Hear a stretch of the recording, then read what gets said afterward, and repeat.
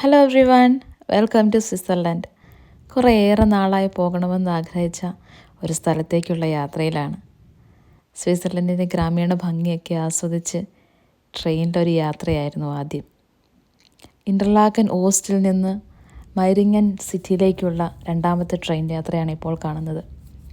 ആ സിറ്റിയിലിറങ്ങി അതിൻ്റെ ഗ്രാമവഴികളിലൂടെയൊക്കെ നടന്ന് ആരെ എന്ന് പറയുന്ന ഒരു നദിയൊക്കെ കുറുകെ കടന്ന് ഞങ്ങൾ തന്നെ ആരഷ്ലുഹ്റ്റിലെത്തി.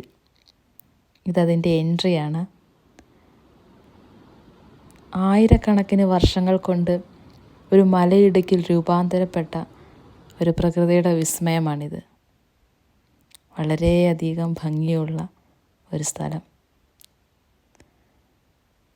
അങ്ങനെ അതിൻ്റെ ഭംഗിയൊക്കെ ആസ്വദിച്ച് തിരികെ വീട്ടിലേക്ക് മടങ്ങി.